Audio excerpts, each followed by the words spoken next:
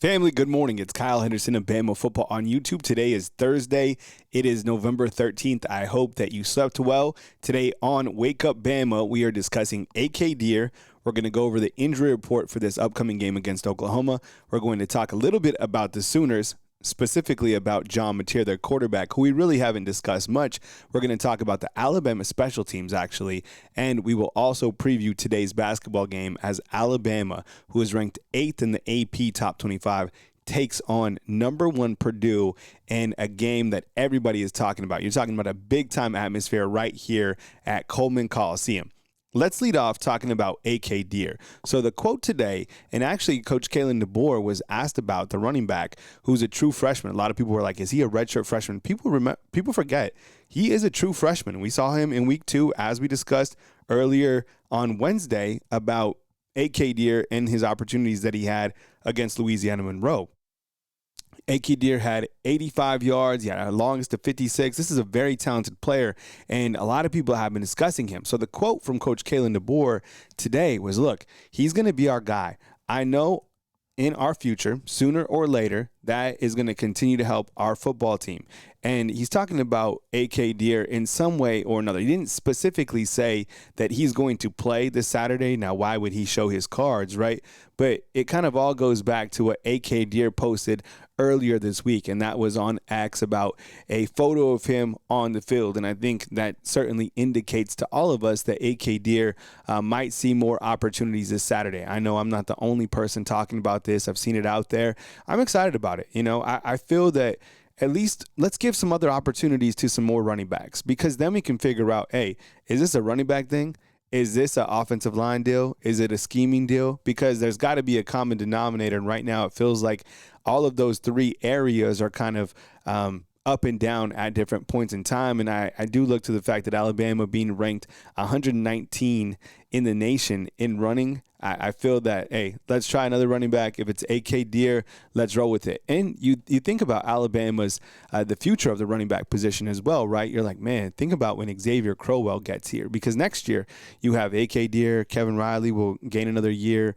No idea what happens with Richard Young. You know, he'll get another year. Daniel Hill, he's young. He'll go up.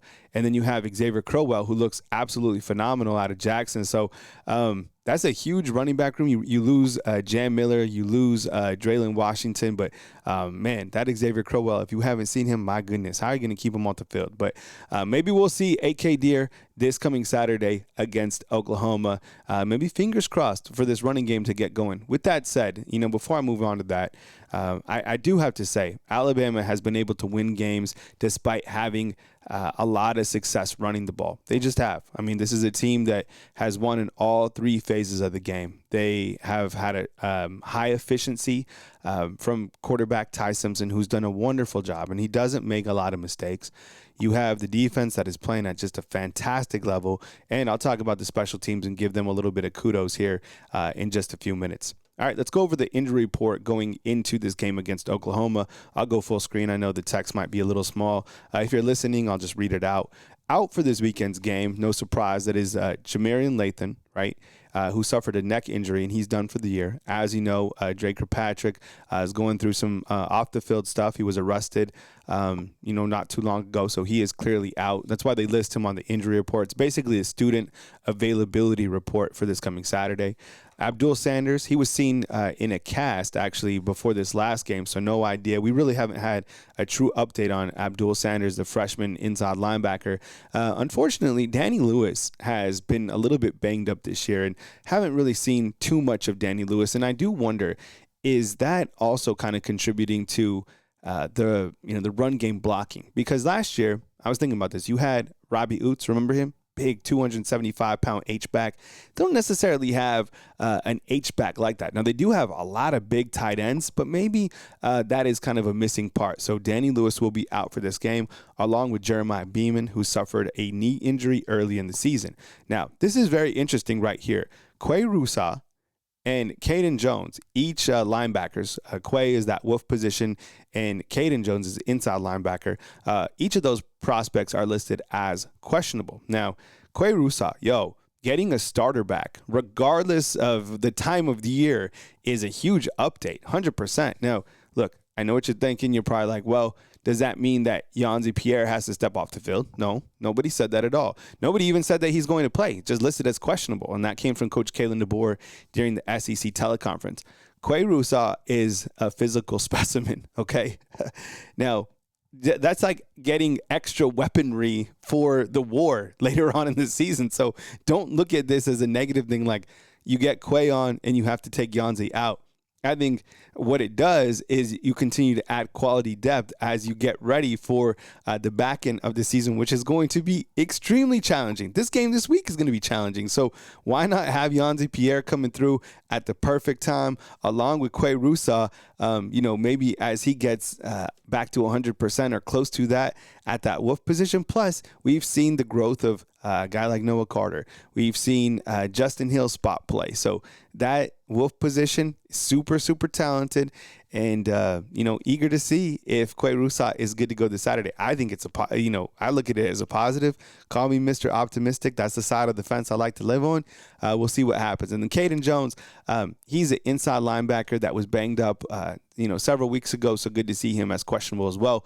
We'll keep you posted if that does change closer to kickoff time. Probable is Deshaun Jones. This is somewhat new. We didn't know that he was banged up.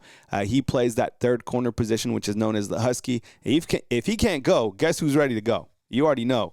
16, Red Morgan. And we've been calling out Red Morgan for quite some time because he is playing like a man on fire. You're talking about somebody who plays 1,000 miles an hour, who has had a glow up, and get Red Morgan on the field. Yo, thumbs up for Red Morgan. You've seen what I've seen, right? We've talked about this on the show this week. Red Morgan is balling out. Okay. All right. So now moving to Oklahoma. All right, let's kind of open up the hood on Oklahoma for a little bit. And the first thing we got to do is go over a quote from Brett Venables regarding John Mateer, their quarterback, and his health status. Because remember, he was banged up a couple weeks ago, missed a couple games, had surgery actually, and the guy came back. He's a warrior. Says Mateer is getting healthy and that velocity on his passes, right, is coming back. And that was said by head football coach Brett Venables. And then on Wednesday night during the Hey Coach show, Coach Kalen DeBoer noted his running ability. So a couple things with John Mateer. Number one, John Mateer, as soon as I saw that John Mateer was in the transfer portal, to be 100% honest, I even wondered, I was like, is there maybe a chance that Alabama even goes after somebody like John Mateer? Because, look, John Mateer, was going to be a highly sought-after quarterback. I knew it. I watched this film one time, and I was super impressed, okay? Now, he hasn't had the season that I thought he'd have with the Sooners this year. And I'm bringing up his stats right now so we can kind of just go over the game log. It hasn't been the season that I thought he'd have. Now, he's been a little bit banged up, but as you can see, and I'll go full screen on this in case you are watching. If you're listening, I'll read it out. In that first game against Illinois State, he was 30 of 37, 3 touchdowns, 1 interception. So he did throw a heavy volume of interceptions in those first few games, actually threw 6 interceptions in 5 games, including 3 interceptions against Texas as the Longhorns defeated Oklahoma back in early October by a score of 23-6. Oklahoma has lost 2 games on the season. Against Ole Miss, John Mateer was 17 of 31. I bring that up because that is a notable game against the top 10 team. Now, I do want to mention on this side right over here, John Mateer's running ability. You can see that he has a decent volume, right? I mean, look, he ran for 19 carries for 74 yards against Michigan. He ran 10 times for 29 yards against Auburn. He ran, 13 times against Ole Miss and 16 times for 80 yards, probably most notably against Tennessee. So in the season total, he has 306 yards running. So John Mateer certainly is a quarterback that can be a dual threat type guy. So something to watch for, because in the past, Alabama has had quarterbacks that can run, that are a dual threat, give Alabama problems. This guy, if his velocity is coming on, he's a wonderful passer. He's got some weapons. And Oklahoma does like to run the football as well. Remember what happened last year? Oklahoma ran for 215 yards or whatever it was against Alabama. So we have talked about Oklahoma's defense being the number 1 team in the country in terms of tackles for loss. We've talked about Oklahoma, that they have 33 sacks on the year. I do want to mention, I do feel that a weak spot is Oklahoma's secondary. I've said that a couple times this week. So, we have to know that John Mateer is a very capable quarterback, and you know that coming into Saturday's matchup. All right, let's talk about the special teams real quick. Kalen DeBoer did point out the special teams, and he said, look, the special teams just kind of does what it does. And I think he was happy with the special teams. And I have to tell you, have you noticed Blake Dowd, the punter? I think he's done a wonderful job. This guy came in, and you're replacing James Burnup, right? James Burnap did a really good job. You remember him. He was from Australia. I thought you did a good job for Alabama. Punter's tough to take over, and Blake Dowd came in as a transfer from the Colorado Schools of Mine, and he's averaging 43.71 yards per punt. He has 11 punts inside the 20. Yo, that last punt in this game against LSU where Jalen Mbakwe kind of made that play and pinned him back at like the 2 or whatever, that was one hell of a play. I thought he had some amazing punts against Tennessee. I thought he had some really good punts. I think they're against South Carolina. There's been a couple where he might have shanked, but the guy's been doing really well. And in fact, who was it against? Is it against South Carolina where he had like a couple punts that were over 50 yards? So Blake Dowd's been doing a wonderful job. Now, Connor Talty, the kicker, okay, I am nervous when he gets out there. I don't have 100% confidence in him. And as you could see, he has 11 for 16 on the season, 5 of 8 from 40 yards. He did hit 2 40-yard field goals against LSU last week, but he also missed something inside 30 yards. Connor Talty, he's probably not the most talented kicker that we've had, but I will say this. It does feel like he's gaining a little bit more confidence. So, got to support him. That's the guy that they've gone out with, and we'll see what he does in these big-time games as we push forward. But I do feel nervous when Connor Talty goes out there, I have to tell you. I do like Lasierre Brooks at kick returner. I mean, that guy is like he's so explosive, and I feel like every time he gets the football, he's just he can make a man miss here or there, and who knows? It's been a while since Alabama's had a kick return for a touchdown. There's your trivia question: who's the last Alabama running back to return a kick? Who's the last Alabama return man to run a kick back for a touchdown? That is your trivia. And you know what? I love Cole Adams returning punts. He's dependable. He catches the ball. He had a nice little run in this last game. I think there was a penalty, but Cole Adams, certainly the guy. Okay, let's talk about this Alabama basketball team. If you don't know, okay, you better know because they take on number 1 Purdue today. All right, that is at Coleman Coliseum. And Nate Oates, Alabama basketball coach, said this. Look, it's kind of a pointless win if we don't come to play well tomorrow against Purdue. And he's talking about the win over number 5, St. John's. All right, now Purdue has kind of had their way with Alabama the last time that they played. And this is going to be an amazing game where actually Alabama is a 3.5-point favorite in this game. I'm bring up Alabama's basketball stats on this side so you can kind of get a taste of what we have so far this season. And look, we haven't talked Alabama basketball this early in quite some time, but I think it's only appropriate because, Nate Oates, what he has cooking here for Alabama basketball is really extraordinary. So the opening game, right, as you remember, they were able to beat North Dakota by a score of 91-62. LeBaron Philon poured in 22. In this last game, they go up to Madison Square Gardens, and they take on number 5 St. John's, all right? And it was Philon again who poured in 20. And Holloway also had a really big night. So did Wright. So let's go into these box scores real quick. Let's see if we can get this.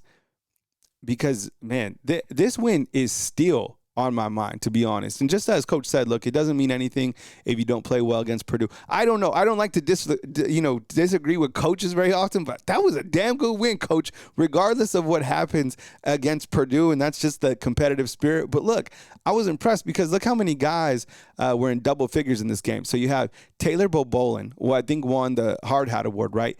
In 28 minutes, he had 17 points. He's a transfer from Florida. I'll go full screen on this. This is the box score against St. John's from last week.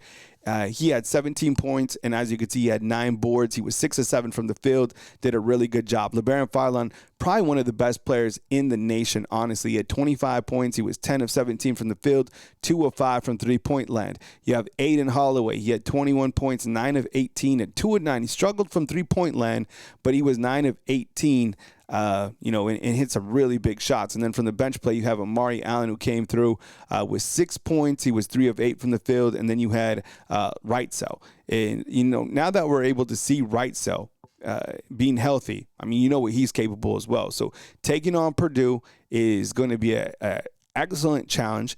You got to love the schedule that Alabama has, and you kind of look to other teams that they're playing in this early part of the season. I'll go full screen on it again so you can see it. And the game, by the way, is on ESPN2 tomorrow. So ESPN2, if you have the app, that's what I'll be watching it on. And the game time is at 6 p.m. at Coleman Coliseum. But they also take on Illinois, who is look at this. The schedule is ridiculous. All right, they take on number 14 Illinois. They take on number 19 Gonzaga. All right, they take on UNLV, Clemson, Texas San Antonio before on December 13th when they take on number 5 Arizona, South Florida, Kennesaw State, Yale, and then before SEC play. So this is going to be one hell of a matchup on Thursday. We will be obviously covering the game, and as news happens, we got you covered right here on Bama Football on YouTube. But I love Alabama basketball, and I have so much respect for Nato. It's what he's been able to do, so expect some of that coverage to leak on over to the YouTube channel as well. I hope you get off to a great start on this Thursday. Remember, we will be live at 10 a.m. Central Time right here on Bama Football on YouTube. Today's show, I'm looking forward to it. And then on Friday will be the call-in show where we do take your score prediction, which is always a fun show. So we are almost there. It is homecoming in beautiful Tuscaloosa, Alabama. As news happens, I got you covered. Thanks for kicking it with me. Thanks for waking up with me right here on Bama Football on YouTube. Have a blessed morning. Catch you at 10 a.m. right here on Bama Football on YouTube. See you, fam.